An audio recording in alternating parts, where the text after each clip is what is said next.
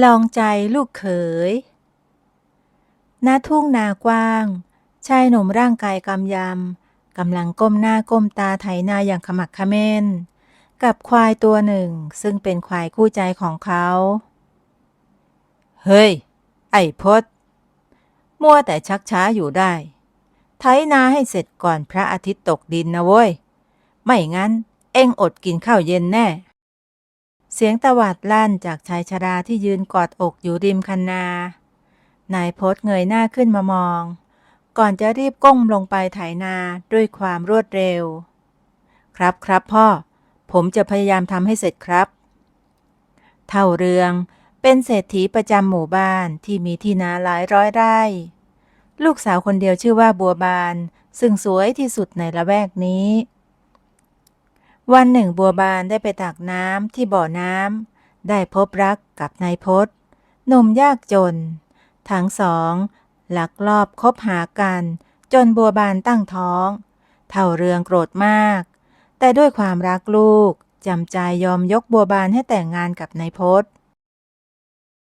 ข้านี่โชคร้ายจริงๆมีลูกเขยก็ไม่ได้เรื่องเลย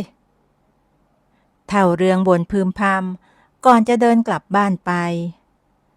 นายพจน์ได้ยินคำด่าทอแต่ก็ไม่เคยโต้ตอบเขาตั้งใจทำงานอย่างหนักเพื่อพิสูจน์ตัวเองให้พ่อตาเห็นทุกวันเขาตื่นแต่เช้ามืดทำงานจนดึกดื่นไม่ว่าจะเป็นงานในไร่นางานบ้านหรืองานใดๆที่พ่อตาสั่งค่ำคืนหนึ่งหลังจากไถนาเสร็จนายพจน์กลับมาบ้านด้วยความเหน็ดเหนื่อยบัวบานรอรับด้วยใบหน้าเศร้าพี่พจน์วันนี้พ่อให้พี่นอนที่คอกวัวนะจ๊ะบัวบานบอกสามีด้วยน้ำเสียงที่สั่นเครือนายพจน์ยิ้มให้กับภรรยาและบอกว่าไม่เป็นไรเขาทนได้ทำไมพี่ถึงใจดีแบบนั้น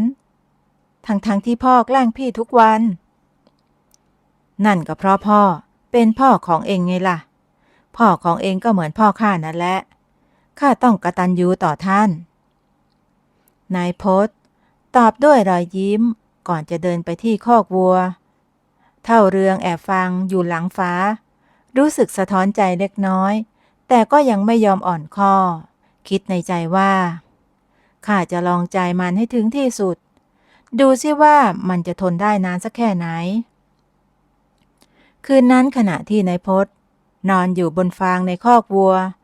เขามองดูดวงดาวบนท้องฟ้าและอธิษฐานว่าขอให้เขามีแรงทำงานต่อไปเพื่อพิสูจน์ความรักและความกตัญญูต่อพ่อตาในเช้าวันต่อมานายพจน์ลืมตาขึ้นมาพร้อมกับเสียงไก่ขันเขาลุกขึ้นสะบัดฟางที่ติดตามเนื้อตัวแล้วก็รีบออกไปทำงานไม่นานก็มีเสียงตะโกนของพ่อเฒ่าเรืองดังมาแต่ไกลไอ้พจน์วันนี้เองต้องขุดบ่อน้ำให้เสร็จในวันเดียวนะเว้ยนายพจน์มองไปยังพื้นที่กว้างที่พ่อตาชี้ไปแล้วก็ใจหายวาบแต่ก็รีบตอบรับแสงแดดที่แผดเผาเหงื่อก็ไหลโสมกายนายพจน์ขุดดินไม่หยุดพักแม้จะหิวน้ำหิวข้าวแต่ก็ไม่กล้าทิ้งงานบัวบานแอบนำน้ำและข้าวมาให้สามีได้กินบัวบานเอ็งอย่าไปยุ่งกับมันข้าจะดูสิว่ามันจะทนได้สักแค่ไหนเชียวแต่พ่อจ๊ะไม่ต้องแต่ในยามบ่ายคล้อยนายพจน์รู้สึกวิงเวียนแต่ก็ยังฝืนทำงานต่อเท่าเรืองแอบมองด้วยความพิศวงคิดในใจว่าไอ้หมอนี่ทำไมถึงได้อดทนนักพอพลบค่ำบ่อก็ขุดเสร็จเรียบร้อยนายพจน์ทรุดตัวลงอยู่ข้างบ่ออย่างเหนื่อยอ่อนเท่าเรืองเดินเข้ามาตรวจงานแล้วก็บอกว่างานต่อไปของเขาคือตัดไม้ไผ่ทั้งป่าให้เสร็จเท่าเรืองสั่งโดยไม่สนใจสภาพของลูกเขยวันแล้ววันเล่างานหนักก็ถาโถมเข้าใส่ในพจน์ไม่หยุดหย่อนทั้งตัดไม้ทั้งแบกของหนักทั้งซ่อมแซมบ้านแต่เขาก็ไม่เคยบ่นสักคำในคืนหนึ่งขณะที่ในพจน์นอนอยู่ในคอกวัวตามเคยเขาก็ได้ยินเสียงกระซิบแผ่วเบาว่า พี่พศพี่พศบัวบานทำไมมาที่นี่ล่ะมีอะไรหรือเปล่าฉันทนไม่ไหวแล้วเรามาหนีไปด้วยกันเถอะจ้ะพ่อใจร้ายเกินไปไม่ได้หรอกเราจะทิ้งพ่อไปไม่ได้ท่านแก่แล้วต่อให้ท่านใจร้ายแค่ไหนเราก็ต้องดูแลท่านนะแต่ฉันเป็นห่วงพี่นะไม่ต้องห่วงข้าหรอกเองกลับเข้าบ้านไปเถอะเดี๋ยวพ่อจะรู้เท่าเรืองที่แอบฟังอยู่อีกครั้งรู้สึกสะเทือนใจแต่ก็ไม่ยอมอ่อนข้อคิดในใจว่าจะลองใจมันอีกสักหน่อยรุ่งเช้าเท่าเรืองเรียกนายพจน์มาพบแล้วก็พูดกับนายพจน์ว่าวันนี้ข้าจะให้เองทำงานที่หนักที่สุดเข้าใจไหมนายพจน์ยืนฟังอย่างตั้งใจพร้อมกับรับคำสั่งด้วยความเคารพไม่รู้ว่าบททดสอบครั้งนี้จะหนักหนาสาหัสสักเพียงใดในยามสายนายพจน์กำลังเตรียมตัวออกไปทำงานตามคำสั่งของพ่อตาทันใดนั้นเสียงร้องโหยหวนก็ดังมาจากเรือนใหญ่พ่อเป็นอะไรไปจ๊ะนายพจน์รีบวิ่งเข้าไปดูพบเท่าเรืองนอนดิ้นทุรนทุรายอยู่บนเตียงใบหน้าซีดเผือดริมฝีปากเขียวคล้ำพ่อท่านเป็นอะไรไปฮะแม่บัวเท่าเรืองพยายามพูดแต่เสียงก็แผ่วเบาข้ารู้สึกเจ็บปวดไปทั้งตัวเหมือนมีไฟเผาอยู่ในร่างนายพจน์รีบส่งคนไปตามหมอประจำหมู่บ้านไม่นานหมอก็มาถึงและตรวจอาการบอกว่าพ่อเท่าเรืองเป็นโรคประหลาดที่ไม่เคยเห็นมาก่อนยาที่มีก็รักษาไม่หายหมอยังบอกด้วยน้ำเสียงกังวลใจบัวบานนั้นร้องไห้หนักขึ้นนายพจน์กุมมือภรรยาเอาไว้พลางคิดหาทางออกว่าเขาเคยได้ยินว่าในป่าลึกมียาวิเศษที่ช่วยรักษาโรคร้ายได้ทุกชนิดข้าจะไปตามหายานั้นมาให้พ่ออย่านะพี่ป่านั้นมันอันตรายนะมีทั้งสัตว์ร้ายผีป่าไม่มีใครกล้าเข้าไปหรอกข้าต้องไปเพื่อพ่อของเราเท่าเรืองได้ยินเช่นนั้นก็น้ำตาไหลออกมารู้สึกซาบซึ้งในน้ำใจของลูกเขยเป็นครั้งแรกนายพจน์ออกเดินทางทันทีเข้าสู่ป่าลึกที่มืดทึบเขาต้องฝ่าฟันอุปสรรคมากมายในคืนหนึ่งขณะที่นายพจน์นอนพักอยู่ที่ใต้ต้นไม้ใหญ่เขาฝันเห็นนางไม้ปรากฏกายขึ้นเจ้าช่างมีจิตใจกตัญญู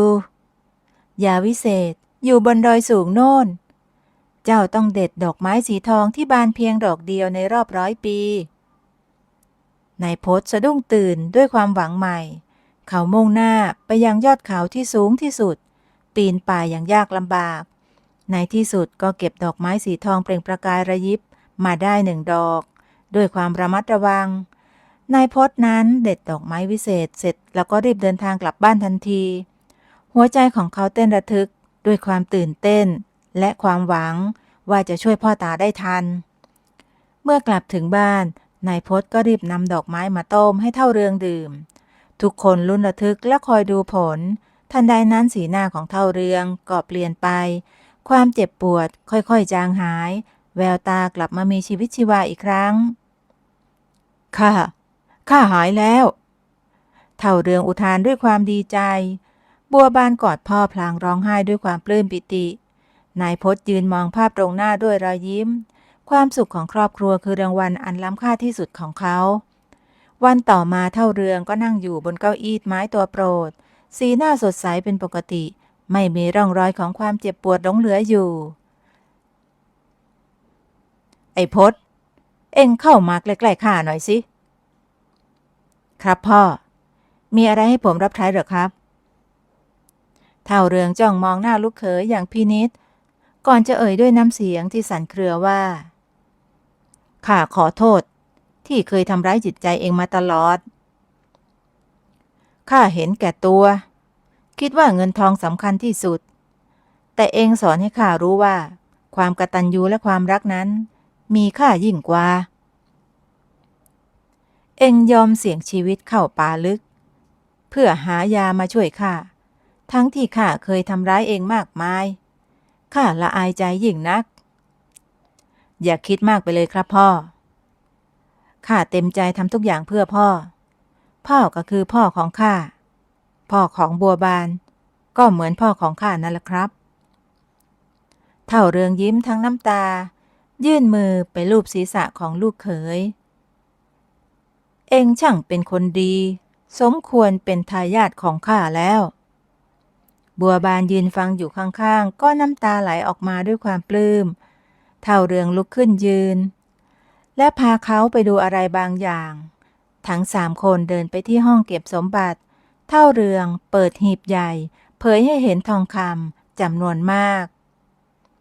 นี่คือสมบัติทั้งหมดของข้ามอบให้เองครึ่งหนึ่งเองคู่ควรกับมันแล้วพ่อครับผมไม่ต้องการสมบัติพวกนี้หรอกครับขอเพียงพ่อยอมรับผมให้ผมดูแลบัวบานนั่นก็พอแล้วครับนั่นแหละคือเหตุผลที่ข้าอยากยกสมบัติให้เองรู้คุณค่าของสิ่งที่สำคัญมากกว่าเงินทองจากนั้นเป็นต้นมาครอบครัวของพวกเขาก็อยู่ร่วมกันอย่างมีความสุขเท่าเรืองเปลี่ยนเป็นคนใจดีชาวบ้านต่างพากันชื่นชมนายพจน์ใช้ทรัพย์สินที่ได้รับช่วยเหลือคนยากจนและคนในหมู่บ้านเรื่องราวของพ่อตาใจร้ายกับลูกเขยใจดีก็กลายเป็นนิทานสอนใจเล่าขานกันในหมู่บ้านสืบกันมาเตือนใจให้ผู้คนได้รู้จักคุณค่าของความกตัญญูและความรักที่แท้จริงแสงแดดอ่อนยามเช้าค่อยๆทอดผ่านยอดไม้เผยให้เห็นทุ่งดอกไม้ที่หลากสีทอดยาวสุดลูกหูลูกตาท่ามกลางความเงียบสงบของธรรมชาติเสียงกรรไกรตัดกิ่งดังแว่วมาเมฆขลาหญิงสาววัย23 ปีก้มหน้าก้มตาตัดดอกกุหลาบอย่างคล่องแคล่วเรือนผมยาวสลวยของเธอถูกรวบไว้ลวกๆเหงื่อเม็ดเล็กๆผุดขึ้นเต็มใบหน้าดวงตาคู่งามกลับเปล่งประกายด้วยความมุ่งมั่นแต่แล้วเสียงแม่ก็ตะโกนดังมาแต่ไกลแม่ขลารีบหน่อยนะลูกเดี๋ยวสายแล้วจะไปส่งดอกไม้ไม่ทันค่ะแม่ใกล้เสร็จแล้วค่ะแม่ขลาขานรับพลางรีบเก็บดอกไม้ใส่ตะกร้าให้เร็วขึ้นหญิงสาวเดินแบกตะกร้าเข้าบ้านก่อนจะวางตะกร้าลงแล้วซดตัวลงนั่งบนเก้าอี้หน้าบ้านสายตาทอดมองไปยังทิวเขาไกลๆแล้วก็หันมามองดอกไม้ที่อยู่ในตะกร้าของเธอวันนี้ดอกไม้สวยจังเลยนะคะแม่เฮ้อใช่จ้ะแต่ราคาก็ตกลงทุกวันแม่กลัวว่าเราจะลำบากนะหญิงสาวได้ยินแบบนั้นก็รู้สึกหนักใจเธอเองก็อยากจะช่วยครอบครัวแต่ก็ไม่รู้จะทำอย่างไรขณะที่กำลังครุ่นคิดจู่ๆก็มีเสียงรถยนต์ดังมาแต่ไกลหญิงสาวขมวดคิ้วด้วยความสงสัยก่อนที่พ่อของเธอจะพูดขึ้นแปลกจังใครจะขับรถขึ้นมาบนนี้แต่เช้านะรถยนต์คันหรูสีดำค่อยๆเคลื่อนเข้ามาใกล้และจอดตรงหน้าบ้านของแม่ขลาพอดิบพอดีประตูรถถูกเปิดออกชายหนุ่มรูปร่างสูงโปร่งในชุดสูทราคาแพงก้าวลงมาแล้วก็เอ่ยทักทายเจ้าของบ้านสวัสดีครับผมชื่อภูริครับมาเที่ยวพักผ่อนแถวนี้ผมเห็นว่าทุ่งดอกไม้สวยมากเลยก็เลยแวะเยี่ยมชมครับแม่ขลามองดูชายตรงหน้าด้วยความสงสัยไม่เคยเห็นใครแต่งตัวแบบนี้มาเที่ยวบนดอยมาก่อนนี่มันไร่ส่วนตัวนะคะไม่ใช่ที่ท่องเที่ยวอ้อขอโทษครับผมไม่ทราบชายหนุ่มเดินชมดอกไม้ไปรอบๆสายตาเขาเหลือบไปเห็นตะกร้าดอกไม้ที่แม่ขลาเพิ่งเก็บมาได้ดอกไม้พวกนี้สวยมากเลยนะครับขายที่ไหนล่ะครับที่ตลาดในตัวเมืองค่ะงั้นผมขอซื้อทั้งหมดนี้ได้ไหมครับคุณจะเอาไปทำไมเยอะแยะผมทำธุรกิจนำเข้าและส่งออกกำลังมองหาสินค้าตัวใหม่อยู่พอดีครับ แม่ขลารู้สึกโมโหที่โดนมองว่าต้องการความช่วยเหลือเธอจึงตอบกลับชายคนนั้นไปว่าเธอไม่ต้องการความสงสารจากเขาภูริมองดูเหตุการณ์ตรงหน้าด้วยความสนใจเขาขอโทษที่ทำให้ทุกคนไม่พอใจแต่ผมว่าคุณน่าจะลองคิดนอกกรอบดูบ้างนะครับดอกไม้พวกนี้สวยมากถ้าคุณทำตลาดให้ดีมันอาจจะขายได้ในราคาดีกว่านี้ก็ได้คุณหมายความยังไงคะขณะที่ภูริกำลังจะตอบจู่ๆโทรศัพท์ของเขาก็ดังขึ้นขอโทษครับผมขอรับสายก่อนนะครับเมขลามองตามหลังภูริไปความสงสัยและความระแวงปนเปกันเธอไม่รู้ว่าควรจะเชื่อใจชายแปลกหน้าคนนี้ดีหรือไม่แต่ในใจลึกๆก็อดคิดไม่ได้ว่านี่อาจจะเป็นโอกาสครั้งสำคัญที่จะช่วยครอบครัวของเธอได้ในเช้าวันรุ่งขึ้นหญิงสาวก็นั่งครุ่นคิดอยู่บนระเบียงบ้านสายตาทอดมองไป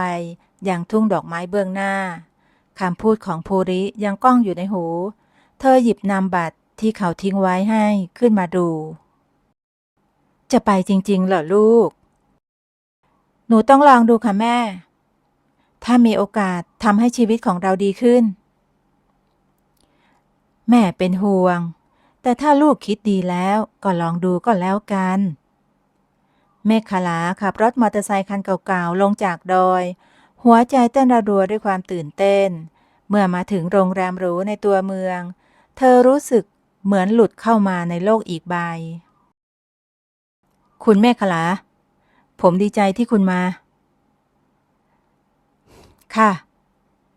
ฉันอยากจะลองดูจากนั้นทั้งสองก็ได้นั่งคุยกันในล็อบบี้ของโรงแรมภูริอธิบายถึงแผนการตลาดการขายออนไลน์ดอกไม้แบบใหม่และการสร้างแบรนด์แต่ฉันไม่รู้เกี่ยวกับเรื่องพวกนี้เลยนะผมจะคอยช่วยคุณเองแต่คุณต้องตั้งใจและทุ่มเทนะค่ะเธอตอบอย่างไม่มั่นใจวันต่อมาภูริก็พาเมขลาไปดูสตูดิโอถ่ายภาพในเมืองเขาสอนวิธีจัดดอกไม้ให้สวยงามและถ่ายภาพเพื่อลงขายออนไลน์สวยมากเลยนะคะแม่ขลาอุทานออกมาเมื่อเห็นภาพดอกไม้ของเธอบนหน้าจอคอมพิวเตอร์ชายหนุ่มจึงบอกว่ามันสามารถเพิ่มมูลค่าได้แต่ความฝันของเมขลาต้องสะดุดลงเมื่อเธอกลับถึงบ้านก็พบว่าพ่อแม่กำลังเคร่งเครียดเรื่องหนี้สินลูกพ่อกับแม่คิดว่าเราควรขายที่นานะหนี้สินมันเยอะเหลือเกินอย่าเพิ่งขายนะจ๊ะพ่อหนูกำลังจะแต่เธอก็พูดไม่ออกไม่รู้จะอธิบายถึงแผนการใหม่กับพ่อแม่อย่างไรในคืนนั้นแม่ขลานอนไม่หลับเธอรู้สึกกดดันและกลัวแต่ก็รู้ว่าต้องทำให้สำเร็จเพื่อครอบครัวของเธอวันรุ่งขึ้นหญิงสาวตื่นแต่เช้ารีบเก็บดอกไม้และจัดช่อตามที่ภูริสอนเธอถ่ายรูปและส่งให้ภูริลงขายในออนไลน์เมฆขลาลงมากินข้าวเถอะลูกเสียงแม่ของเธอเรียกจากชั้นล่างไม่นานหญิงสาวก็เดินลงมาเธอพบพ่อกับแม่นั่งอยู่ที่โต๊ะอาหารสีหน้าของเขาดูเคร่งเครียดทันทีที่เธอนั่งลงบนเก้าอี้เสียงพ่อของเธอก็เอ่ยขึ้นลูกพ่อขอโทษนะพ่อไม่มีทางเลือกเราติดหนี้เขามานานแล้วแต่ที่นาเป็นทุกอย่างของเรานะคะพ่อรวมถึงไร่ดอกไม้ของเราด้วยพ่อรู้แต่ถ้าเราไม่ขายเราก็อาจจะเสียทุกอย่างรวมทั้งบ้านหลังนี้ด้วยนะหญิงสาวนิ่งไปเธอรู้ดีว่าครอบครัวมีหนี้สินมากแค่ไหนแต่เธอไม่คิดว่าจะหนักถึงขนาดนี้แม่ขลารู้สึกโลกทั้งใบนั้นพังทลายเธอลุกขึ้นวิ่งออกไปจากบ้านไม่สนใจเสียงเรียกของพ่อแม่เธอวิ่งไปที่ทุ่งดอกไม้ที่เธอเติบโตมาที่เธอฝันว่าจะพัฒนาให้เป็นสวนดอกไม้ที่สวยที่สุด น้ำตาของเธอก็ไหลนองหน้า เธอรีบคว้าโทรศัพท์ขึ้นมาแล้วก็กดหาภูริทันที คุณภูริ ช่วยฉันด้วย พ่อขายที่นา แล้วก็ที่สวนดอกไม้ เราไม่มีที่ปลูกดอกไม้แล้ว ใจเย็นๆนะครับ ผมจะไปหาคุณเดี๋ยวนี้ ไม่ถึงชั่วโมง รถของภูริก็มาจอดที่หน้าบ้านของเธอ เขาเดินตรงมาหาเมฆขลาที่ยืนซึมอยู่ใต้ต้นไม้ แล้วก็บอกให้เธอเล่าทุกอย่างให้เขาฟัง เมฆขลาเล่าทุกอย่างให้ภูริฟัง ตั้งแต่เรื่องหนี้สิน การขายที่นา และที่ปลูกดอกไม้ และความกลัวที่จะสูญเสียทุกอย่าง ภูริฟังอย่างตั้งใจ ก่อนจะพูดขึ้นว่า คุณเชื่อใจผมไหมครับ ค่ะ ฉันเชื่อใจคุณ ผมมีไอเดียที่อาจจะช่วยได้นะ แต่มันต้องอาศัยความไว้ใจและความกล้าหาญของคุณเอง ฉันจะทำทุกอย่างค่ะ งั้นเรามาวางแผนกันนะ จากนั้นทั้งสองก็ใช้เวลาพูดคุยกันถึงแผนใหม่ ภูริให้เธอทำสัญญาเช่าที่ดินระยะยาวกับเจ้าหนี้แทนการขายขาด และใช้เงินลงทุนจากบริษัทของเขาในการพัฒนาสวนดอกไม้ให้เป็นแหล่งท่องเที่ยวเชิงเกษตร มันอาจจะฟังดูบ้าๆนะครับ แต่ผมเชื่อว่ามันจะสำเร็จ ฉันจะลองคุยกับพ่อแม่ดูค่ะ คืนนั้นแม่ขลาคุยกับพ่อแม่จนดึกดื่น อธิบายแผนการทั้งหมด ทั้ง3 คนถกเถียงกันอย่างหนักถึงเรื่องนี้ ลูกแน่ใจเหรอว่าไว้ใจคนแปลกหน้าคนนี้ได้น่ะ หนูไม่รู้ค่ะ แต่นี่อาจเป็นโอกาสเดียวของเรานะคะพ่อ แต่สุดท้ายทั้งครอบครัวก็ตกลงที่จะทำตามแผนของภูริ ในวันรุ่งขึ้น แม่ขลาและภูรินัดพบกับเจ้าหนี้ที่สำนักทนายความในตัวเมือง การเจรจาเป็นไปอย่างตึงเครียด แต่ในที่สุดทุกฝ่ายก็ตกลงกันได้ ขณะที่กำลังจะเซ็นสัญญา จู่ๆก็มีเสียงโวยวายดังมาจากด้านนอก ประตูห้องถูกเปิดผางออกมา ผู้หญิงสวยในชุดทำงานเดินเข้ามาอย่างทะมัดทะแมง ภูริ นี่นายกำลังทำอะไร อาภา เธอมาทำอะไรที่นี่ เมขลามองดูเหตุการณ์ตรงหน้าด้วยความสับสน ไม่รู้ว่าอะไรกำลังจะเกิดขึ้น และผู้หญิงคนนี้เป็นใครกันแน่ วันต่อมา ขณะที่เมขลานั่งอยู่บนระเบียงหน้าบ้าน สายตาของเธอจับจ้องไปที่ทุ่งดอกไม้เบื้องหน้า ซึ่งบัดนี้กำลังเปลี่ยนแปลงไปทีละน้อย เสียงเครื่องจักรดังแว่วมาแต่ไกล แม่ขลา ลูกไม่ลงไปดูเขาทำงานบ้างเหรอ เสียงแม่ของเธอถามขึ้น หญิงสาวสายหน้าเบาๆ และบอกว่าเธอยังไม่อยากลงไปในตอนนี้ มันรู้สึกแปลกๆ2 สัปดาห์ผ่านไปนับจากวันที่เซ็นสัญญา ทุกอย่างเปลี่ยนไปอย่างรวดเร็ว ทีมงานของภูริเข้ามาปรับปรุงพื้นที่ สร้างทางเดิน ติดตั้งระบบน้ำและเริ่มปลูกดอกไม้ สายพันธุ์ใหม่ๆ ผมเข้าใจความรู้สึกของคุณนะ มันเป็นการเปลี่ยนแปลงครั้งใหญ่ ฉันก็แค่กลัวว่ามันจะไม่เหมือนเดิมอีกต่อไป บางทีการเปลี่ยนแปลงก็อาจจะนำมาสู่สิ่งที่ดีกว่าก็เป็นได้นะคุณ แต่ทันใดนั้นเสียงโทรศัพท์ของภูริก็ดังขึ้น เขาจึงขอตัวไปรับสายด้วยสีหน้าเคร่งเครียด เมขลาสังเกตถึงความเปลี่ยนแปลง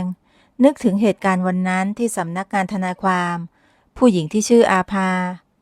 เธอยังไม่รู้ว่าผู้หญิงคนนั้นเป็นใคร และมีความสัมพันธ์อะไรกับภูริ มีอะไรหรือเปล่าคะ ไม่มีอะไรครับ แค่เรื่องงานน่ะ ชายหนุ่มตอบด้วยน้ำเสียงที่ไม่น่าเชื่อถือเท่าไหร่ วันต่อมาขณะที่เมขลากำลังช่วยทีมงานจัดดอกไม้ชุดใหม่ เธอได้ยินเสียงรถแล่นเข้ามา เป็นรถหรูคันเดิมที่เธอเคยเห็นที่สำนักงานทนายความ มาจอดอยู่ตรงหน้าเธอ อาภาก้าวลงมาพร้อมกับชายสูงวัยท่าทางภูมิฐาน แล้วเธอก็เอ่ยถามด้วยน้ำเสียงที่เข้มว่าภูริอยู่ไหนเอ่อเขาอยู่ที่โรงเรือนค่ะ อาภาเดินนำหน้าชายสูงวัยไปที่โรงเรือนแม่คลาแอบตามไปด้วยความสงสัยภูรินี่คุณกำลังทำอะไรของคุณอาภาพ่อมาทำไมที่นี่ครับลูกพ่อได้ยินมาว่าลูกกำลังทำโปรเจกต์ใหม่พ่อเป็นห่วงนะมันไม่ใช่โปรเจกต์ใหม่อะไรหรอกครับพ่อมันเป็นโอกาสทางธุรกิจที่ดีต่างหากโอกาสอะไรการลงทุนกับสวนดอกไม้กลางป่าแบบนี้น่ะเหรอแม่คลารู้สึกเจ็บปวดกับคำพูดนั้นนี่คือบ้านของเธอไม่ใช่แค่สวนดอกไม้กลางป่าภูริสบตากับแม่คลาที่แอบฟังอยู่เขาถอนหายใจยาวแล้วก็บอกกับพ่อและอาภาว่าให้คุยกันดีๆทั้งสี่คน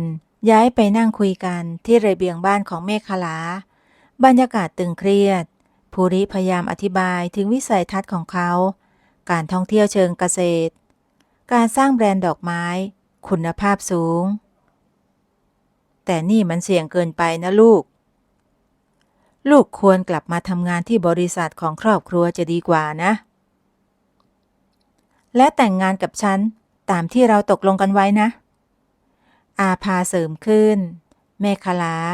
รู้สึกเหมือนโดนตบหน้าเธอไม่เคยรู้เรื่องนี้มาก่อน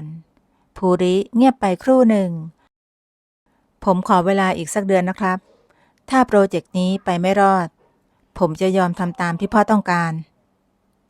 ตกลงแต่ถ้ามันล้มเหลวลูกต้องกลับมาแล้วก็แต่งงานกับอาภานะครับหลังจากพ่อของภูริและอาภากลับไปบรรยากาศก็เงียบลงทำไมคุณไม่เคยบอกเรื่องนี้กับฉันเลยผมไม่รู้จะอธิบายยังไงเมฆลาแต่ผมสัญญานะว่าจะทำให้โปรเจกต์นี้สำเร็จให้ได้หญิงสาวมองออกไปที่ทุ่งดอกไม้ความรู้สึกสับสนและไม่แน่ใจเข้ามาครอบงำเธอหวังว่าการตัดสินใจครั้งนี้จะไม่ทำให้เธอต้องเสียใจในภายหลังในเช้าวันต่อมาสวนดอกไม้ที่เปลี่ยนโฉมแทบจำไม่ได้แม่ขลายืนอยู่ท่ามกลางดอกไม้นานาพันธุ์ที่เพิ่งปลูกใหม่เธอสูดกลิ่นหอมเข้าเต็มปอดลึกๆพยายามทำความคุ้นเคยกับการเปลี่ยนแปลงนี้เป็นยังไงบ้างสวยมากเลยค่ะแต่ฉันยังรู้สึกแปลกๆอยู่ดี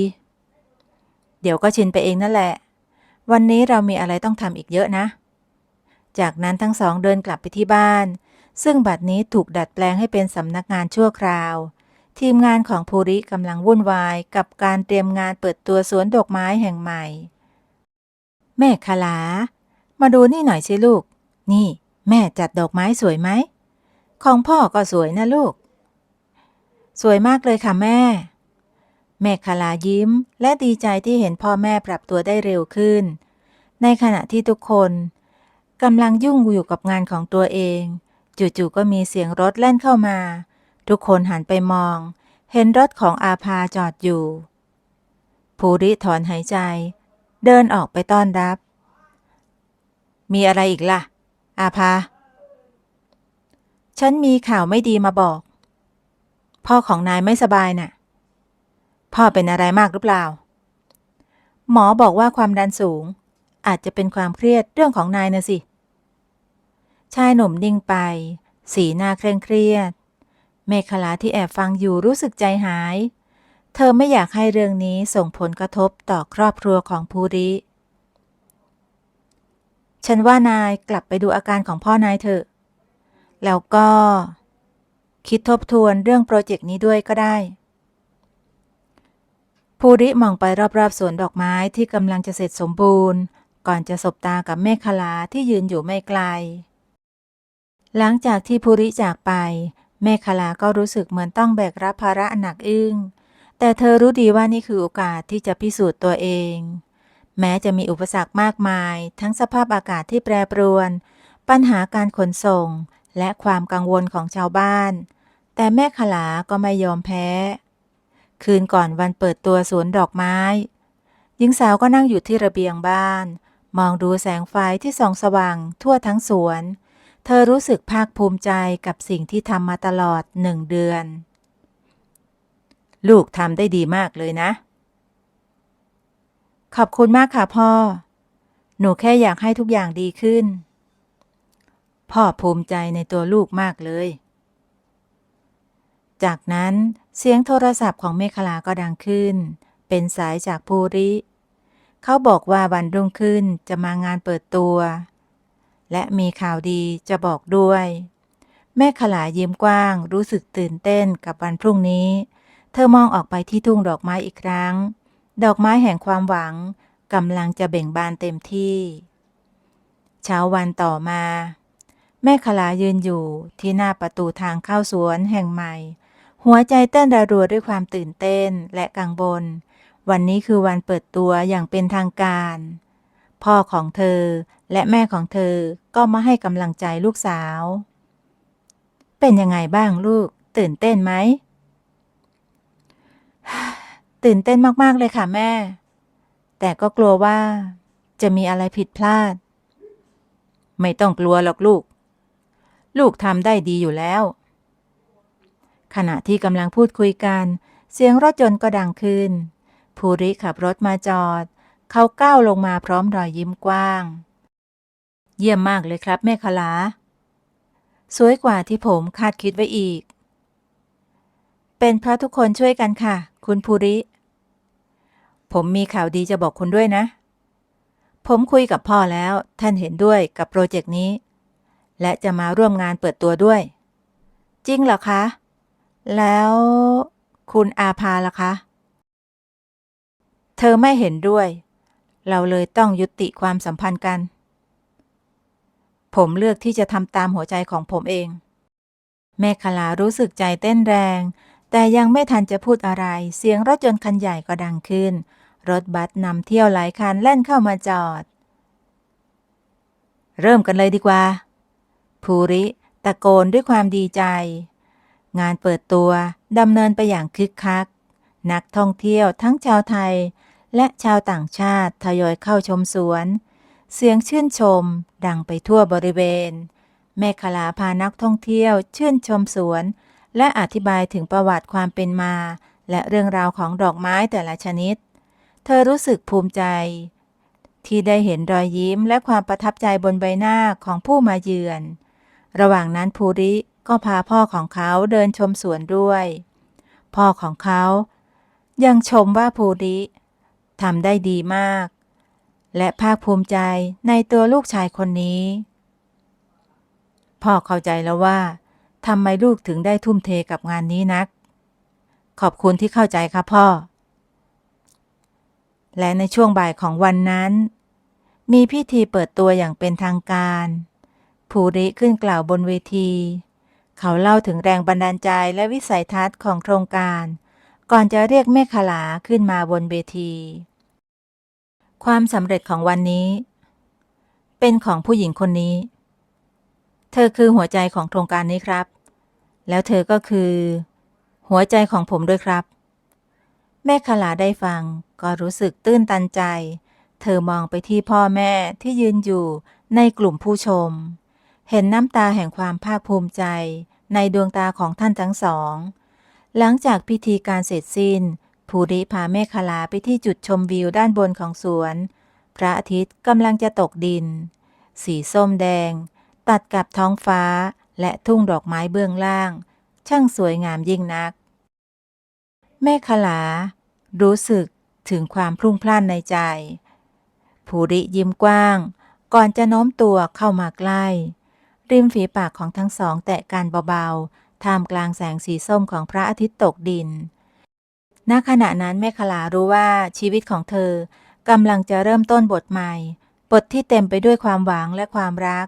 เหมือนดอกไม้ที่กำลังเบ่งบานในสวนแห่งนี้2 ปีผ่านไปอย่างรวดเร็วสวนดอกไม้ที่ชื่อว่าดอกไม้ในหมอก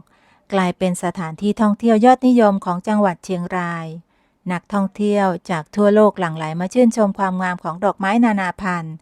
และวิถีชีวิตของชาวบ้านบนดอยสูง